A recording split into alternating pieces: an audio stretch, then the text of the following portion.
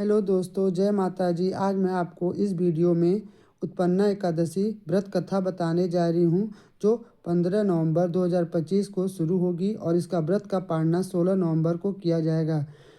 अगर यह वीडियो अच्छी लगे तो प्लीज़ लाइक कीजिएगा। यह कृष्ण पक्ष के एकादशी तिथि को मनाई जाती है। इसकी कथा इस प्रकार है। भगवान कहते हैं कि मार्गशीर्ष माह के कृष्ण पक्ष में आने वाली इस एकादशी को उत्पन्ना एकादशी कहा जाता है।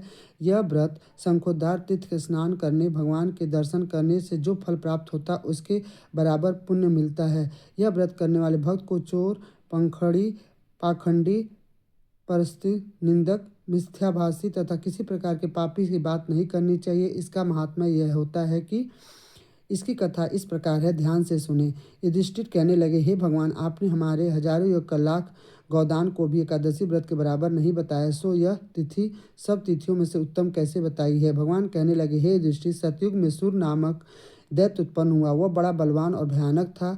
उस प्रचंड दैत्य ने इंद्र आदि, आदित्य, वसु, वायु, अग्नि आदि सभी देवताओं को पराजित करके भगा दिया। तब इंद्र सहित सभी देवता ने भयभीत होकर भगवान शिव के सारा वृतांत कहा और बोला, हे कैलाशपति, मूर दैत्य को भयभीत होकर हम सब दैत्य मृत्यु लोक में देवताओं फिर रहे हैं। तब भगवान शिव ने कहा, हे देवता, तीनों लोकों के स्वामी, भक्तों के दुखों का नाश करने वाले भगवान विष्णु की शरण में जाओ, वही तुम्हारे दुखों को दूर कर सकते हैं। शिव जी के ऐसे वचन सुनकर सभी देवता क्षीर सागर में पहुँचे। वहाँ भगवान को शयन करते देख हाथ जोड़कर उनकी स्तुति करने लगे। कहें, हे देवता, स्तुति करने योग प्रभु, आपको बारंबार नमस्कार है, आप हमारी रक्षा करें। हे मधुसूदन, आपको नमस्कार है, आप हमारी रक्षा करें। दैत्यों से भयभीत होकर हम सब आपकी शरण में आए हैं।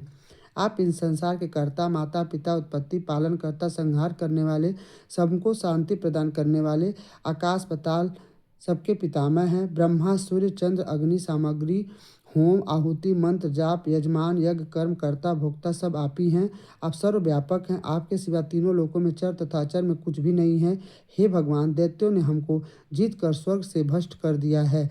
हम सब देवता इधर उधर भागते फिर रहे हैं। आप उन दैत्यों से हमारी रक्षा करें। इंद्र के ऐसे वचन सुनकर भगवान विष्णु कहने लगे, हे इंद्र, ऐसा मायावी दैत्य कौन है जिन्हें सब देवताओं को जीत लिया है? उनका नाम क्या है?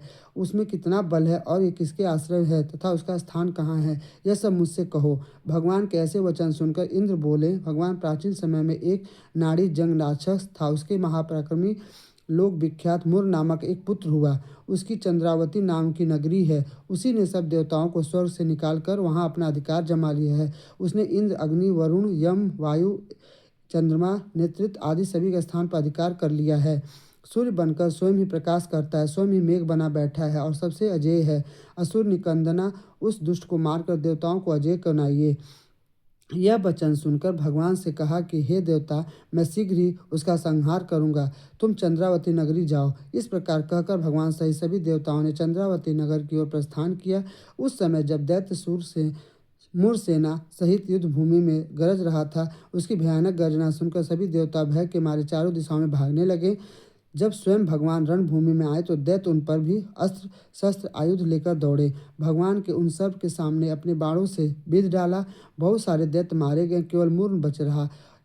वह अविचल भाव से भगवान के साथ युद्ध करता रहा। भगवान जो जो तीक्ष्ण बाण चलाते उसके पुष्प सिद्ध हो जाता। उसका शरीर छिन्न भिन्न हो गया, किंतु वह लगातार युद्ध करता रहा। दोनों के बीच में मल्लयुद्ध भी हुआ। 10,000 वर्षों तक यह युद्ध चलता रहा, किंतु मूर नहीं मरा। थककर भगवान विद्य का आश्रम चले गए। वहीं हेमावती नामक सुंदर गुफा थी, जिसमें वो विश्राम करने के लिए उसके अंदर प्रवेश कर गए।